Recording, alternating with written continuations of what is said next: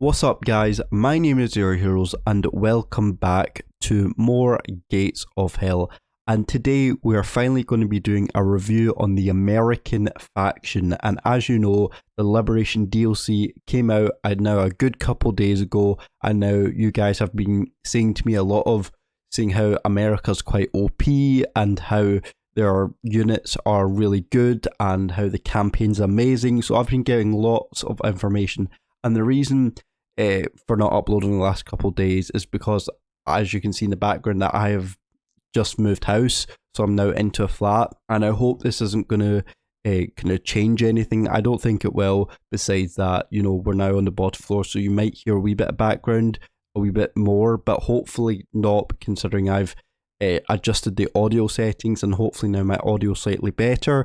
Even though it is a wee bit louder, I hope this is a wee bit better for you guys. And also I am with just moving house, I've also got a cold just now. In the UK it's winter, so as you know, I don't sound or feel great just now, so I'm coming down with a cold, so I do apologise if I do sound like a wee bit off or anything like that. Anyway, without kind of enough jibber jabbering, let's get on to the main point on why you're here, which is the American faction, the American units. Now, I'm going to start off by I'm going to cover as much as possible in the quickest amount of time, but I do have to say, if there's something that you don't see in this faction review, then let me know, comments down below, because I'm sure there's stuff that I'm missing. But in this case, I want to try and get through as quickly as possible, you know, without going much into detail besides, you know, but I do want to try and explain as much as there is, if that makes sense. Anyway, let's get straight into it. So the first thing we're going to be looking at is the American medium tanks. Probably one of the most exciting things that I'm looking forward to, considering, you know, they're Sherman tanks, you know, the most popular tanks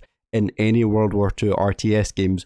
So if we look here, we're looking at, you know, the M4A3E2 with a 76mm gun. You can see it's slightly, you know, the armor's looking quite good. You know, it ranges from 25.4 to 178. Whereas you got another M4A3, an M4A3 with another 76mm gun. So you can see that most of these Shermans, or the higher tier Shermans, are carrying like 76 guns, 76mm guns. You know, some of them, the only difference is just like the design and the layout of the armor. You can see. But the reason I want to show you this is because just how well detailed it is, you know, with some of the writing on here and some of the logos as well, the American star, and also just very small attention to detail like this can really make this game really, really awesome. And of course, you've got the main two super tanks in this game, which is of course the T26E4 Super Pershing, and of course you've got the M26 Pershing.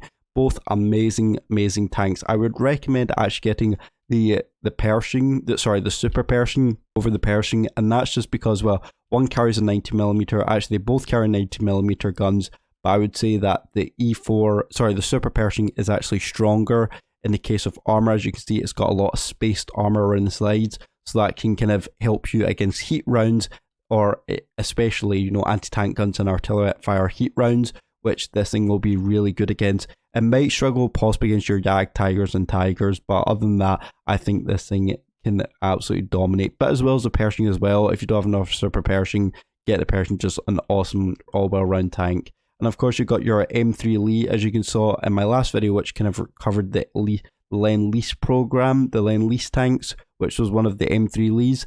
But this time it is the actual M3 Lee, the American, you can see, with a 37mm gun, and it's got that lots of turrets, and with the secondary weapon being the main gun being a 75mm, with the second cannon being a 37mm. And of course, you've got some of the original Shermans here, as you can see. The first one, the M4A1, well, it says mid, but you know, you've got your M4 late, you've got your M4 mid, and you've got your M4 early. So all these tanks are kind of, I love the design of like the early tanks. You can see the actual difference in model between the early, mid and late, which I really like. Okay, let's now move on to the artillery pieces. Now, I know this M4, I know this is another Sherman tank, but I'm technically counting as artillery because it has one of its main weapons. Even though it has a 75mm gun, I'm still kind of counting this as artillery piece just because it has got those rocket launchers at the top. So it looks like this, it's the same as the M4A3 Sherman, but this it's just got a bunch of rocket launchers, also known as the M4A375 or T-34 collapse. I forget how you pronounce it. Kalapali. I absolutely butchering that name, and it's even in English, so that's even harder to say. But as you can see, it's very powerful, and actually is an awesome tank to see, because it's actually got a main defense weapon such as your 75mm and some machine guns, but also it's really good for at long range, knocking out any artillery pieces. So I would actually highly recommend this as probably one of your main artillery pieces. But of course, if you're talking about really like main artillery pieces or real artillery pieces, you have your 105mm HMC M7B1, and then of course you've got 155mm GMC M12. Now, I believe I did see an artillery piece called the M1443. I think that's in the game, but I haven't found it yet. So if you guys have found it, then it is. Let me know in the comments down below. But as far as I'm aware, the M12 carries a 155mm gun, which absolutely devastates targets. And you've got your 105. You've got your self-propelled gun howitzer, and then you've got your self-propelled gun, and you've got your self-propelled howitzer. So they're actually slightly different, but that it still counts as an artillery piece, or I'm still counting as an artillery piece, just because it has no armor, and it's not very maneuverable. But although it's got a wee bit more defenses, because it has that machine gun which can cover it from any infantry attack, whereas the M12 doesn't have that. So, but as you can see, the HMC will fire more rounds per minute, or it'll fire more rounds compared to the M12. The M12 will have a longer reload just because of that higher caliber gun. But of course, the more damage will be, if you want to do a large amount of splash damage, then do the M12. But if you want that kind of your rapid kind of amount of small splash damage, then go for that. Then go for the HMC. But if you overall just want to have an overall good artillery piece with some artillery defenses, go for this, and go for the artillery rocket launcher or the Kalapali, because it has a bunch of rockets, which I'm kind of tempted to test out now, but you can see it's really, really awesome. Let's move on to the airplanes, which are actually very uncommon in this game. But what I have noticed at Gates of Hell, I've started putting a lot more effort into its aircraft. So you can see this is called it's a multi-purpose fighter, the Republic P-47D Razorback, and then you've got your P-47D 22 Razorback. So I believe one is a scout airplane, and I believe one's an actual air attack. It does say multi-role fighters, but I believe one that it just comes with cannons and a large amount of bombs, as you can see. So I don't know what the bombs are. Actually, I don't think it does carry though that the Brown a 50 cal. It carries those machine guns. I don't know if you can see them that side, the 4 machine guns at each side, but they're 50 cal, so they definitely pack a punch with kind of knocking down enemies or kind of stunning them. But the bombs, I don't know what the bombs are if we have a look here. So these are 3 GP 500-pound bombs, and these things can definitely destroy targets, can even possibly destroy a Jag Tiger, or even defenses, which can really, really affect it. So really useful. I would definitely use this, even though it's probably going to be underrated in this game, but I would highly use it. Recon plane, I still think it still has those machine guns that it can use, but it doesn't have those bombs, but that's a good thing because it makes this thing a wee bit more maneuverable, against enemy aircraft. Okay, let's move on to the infantry. Now, what I've done with the infantry is that I have just pulled one soldier out of each squad. So I've got the 101st Airborne, the Navy Shore Party Riflemen, I've got the 2nd Armoured Riflemen, I've got the 29th Division Riflemen, the 1st Division Company 1st Sergeant, I've got the 82nd Airborne Anti-Tank Infantry, I've got a 1st Lieutenant here, and I've got the Ranger Automatic Riflemen. You've got Rangers. I've got Mountain or ASST. I forgot what that is again. I think anti-tank rifle, although it looks like. And then I finally have the Medic. Now, the reason I brought these out, not just for any specific reason, but it's just to show you what each of them look differently. As you can see that You can see that the 101st Airborne look completely different to the 2nd Armoured Riflemen. You can see like the camo in it, the shirts, the uniform, I should say, is completely different. Looks like this guy carries a lot more, space, a lot more pouches, which can definitely able to carry more grenades, whereas this guy, he does carry a pouch, but he definitely doesn't carry, a backpack or anything, which this guy absolutely does. But he also has a big AT gun on the back of it. And you can see with the Navy, shore party rifleman, you can see on his helmet it says USN, which is very clever because it stands for United States Navy. So that is very, very clever, and it says US on the shirt as well. So I really like the attention to detail there as well, kind of going on to your other soldiers as well, especially the one I'm actually really surprised about is the medic.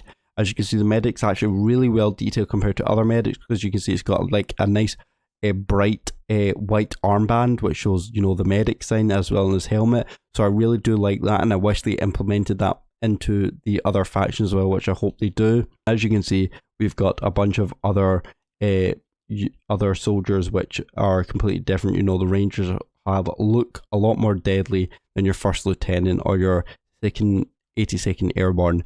So yeah, guys, there you go. That is the troops, the soldiers that you get here. Very powerful. If I had to recommend one, I'd probably recommend your Ranger as the most elite, I think, but there might be a more elite unit. But also I would also recommend your 101st Airborne, just absolutely OP, as well as the 29th and the 8th. Is it the 8th Division, I believe? If I can find it. Sorry, the 82nd Airborne. All these guys are really, really useful, and I'll tell you more about that in Conquest. Moving on to kind of the light tanks / tank destroyers. So as you can see, we've got our Hellcats, the early and the late version. You can see kind of by difference wise is that where the late version has two of the 50 cals, and the other one doesn't. And then you can see by the caliber of the gun as well, you can see one has got that kind of muzzle at the front, whereas the other one doesn't. Both have 76mm guns. Both are one's an M1A2 and one's an M1A1, so you can see the later one has definitely slightly probably higher, better for it's a better tank overall. Armor wise, exactly the same. The armor is exactly the same. It's just got more defenses. The late version of the Hellcat's is just slightly better in that version. You've got the M24 Chaffee, a very good looking, very good scout tank. I would recommend for anyone to use at start. And then you have your Stuart tanks. You have your early Stuart, you've got your M3A1 Stuart, and you've got your M5A1 Stuart. So you can definitely tell the kind of the models of it. You can see which one's early, mid, and late. I would always recommend getting the late one, the M5A1 Stuart, but for reckoning wise, I would probably start off with getting the M3 Stuart early or late. It doesn't really matter. But there is a difference between the M3 Stuart and the M3A1. As you can see, that that Cupola isn't there, and you can see they have slightly different guns. Both have 37mm, but I think it's just the name in it is just slightly different.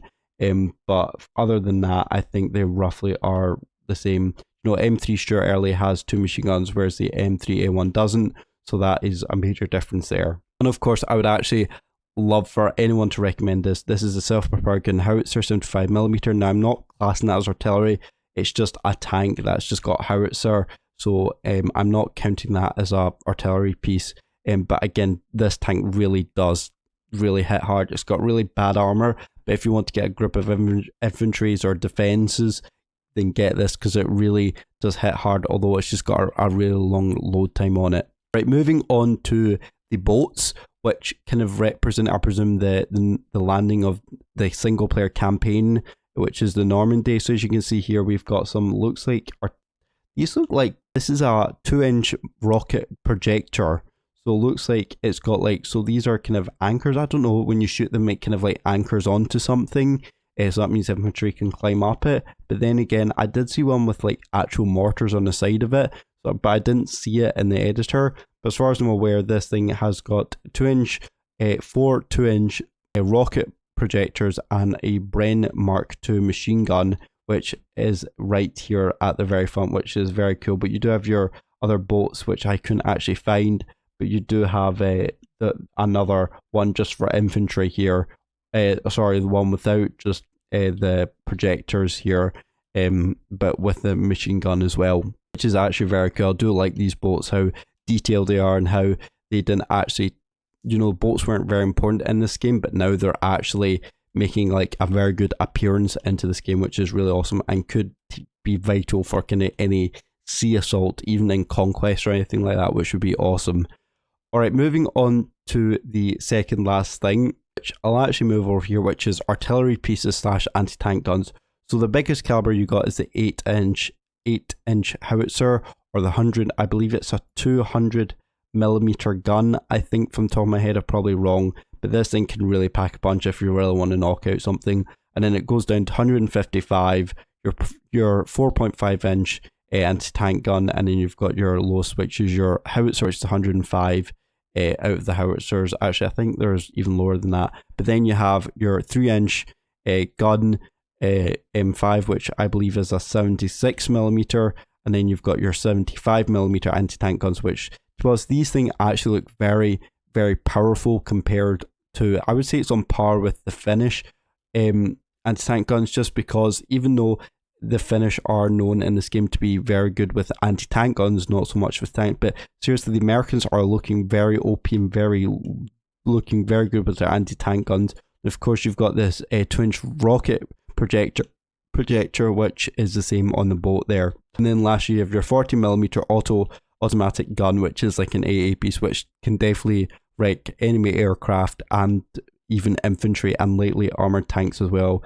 So this thing can really pack a punch, and if you really want that in your defense, then I would absolutely use it. Lastly, one of the main things which I have never seen before is a 90mm heavy AA gun.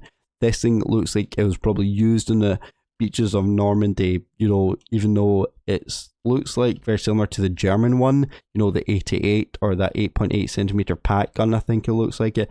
But the way it looks like it, this thing can seriously pack a punch. It'll probably go through your Panthers, your Tigers, not maybe possibly challenging the Jag Tigers, but not so much. But even then, this thing looks absolutely epic, and I would automatically use this in any defense I would use. I would just have protection around it, as it is only AA, so it will not be the rate of fire won't be great considering it's such a high caliber. But then again, we'll need to have you'll need to have defenses around it, such as maybe this 40mm or any other AT gun to protect it. And lastly, going on to kind of the cars, the armored trucks, which you can see. So we've got, starting off with the A light AA MG MC M13, sorry I couldn't say that, which is basically just a truck but with the AA, which is, to be honest, one of the best vehicles. I use this in Men of Warsaw Squad 2 a lot of the times, and it was absolutely wreaked havoc. And when I was at any players against me and they used this, I just got absolutely wrecked. So absolutely devastating against infantry and lightly armored vehicles as well. If you want to if you're going up against, a wee tip, if you're going up against tanks, I would maybe not recommend getting a tank, or if this is too expensive, go with, this truck, because it'll be cheaper, and also it can still pen through lightly armored vehicles such as maybe Panzer 2s or Panzer 1s, or even like T70s or T60s. So I would recommend this. You've got one here which is like another AA, but it's just from the back. One is, I believe this thing actually carries, I don't know what the main armament on this thing is. It looks like, it says a dual, it's a 50 cal, sorry, it's a 50 cal, whereas this thing carries a 37mm, which is more powerful, but the rate of fire that it shoots at will be slower. But, and also the bad thing about this is that, it's from the back, so it can actually, when it's facing the front, it will more kind of face upwards, instead of, if there's infantry in front of you, you won't be able to protect yourself just because the way that this whole bit's just in the way. So in this case, you're probably better off with the first one. And then of course you got your armored car M20, very famous, carries a 50 cal, and I believe there's other variants of this in the game, but I'm not quite sure. And of course you have your mortar carriers, which have, mortars and a machine gun. You've got you got a 75mm anti-tank gun on it, and then you've got a wee kind of high-speed tractor, which will be a transport AT guns, but also has a wee 50 cal on it as well, which should be able to protect it. against, you know, infantry. And lastly, you got another kind of armor truck that's got howitzer, which has a 75mm howitzer, but also is able to protect itself against infantry from the rear, as it carries also a 50 cal. And lastly, this wee little thing, this little tank destroyer, which they call it. I believe they need to change the name. This is definitely not a tank destroyer. It's an armored car with a 37mm against it, so I would actually rename that. Gates fell that I don't believe that's right. That is not a tank destroyer. A tank destroyer would be more like your Hellcats over there, or your Wolverines or anything like that. This thing carries a 37mm. Again, your disadvantage of that being at the rear turret is that if you try to shoot over it, you can't really turn this full around, as it will just, the sides get in the way. And actually, because it's actually quite low, you could actually possibly shoot over the front, but don't tempt it, as again, I would always recommend getting your M13. And of course, I wanted to show you the difference between the supply and the fuel truck. As you can see clearly, this carries your ammunition here, and this carries your fuel, which looks very well detailed. It says flammable, no smoking within 50 feet, which is really cool to see. And also it's got the detail of the width, the length, the volume and all that, which is actually really cool to see. So I really do love that. Okay, there you go, guys, and that is it for the American faction review. If you guys did like this, make sure you leave a like on this video, subscribe if you're new, and we're really close to 2,000 subscribers. So if we can reach that before the end of the year, that'd be absolutely awesome. But other than that, guys, if you'd like to see more content like this, other faction reviews, and also if you'd like to see me do the American campaign and conquest, then let me know in the comments down below. And also I will be doing a review or tips and tricks on how to, you know, go through the American conquest faction and what you would get first. If you guys want to see all that, then make sure you subscribe, hit that like button, and thank you so much for watching and our support, and I will see you in the next video. See you later, and goodbye.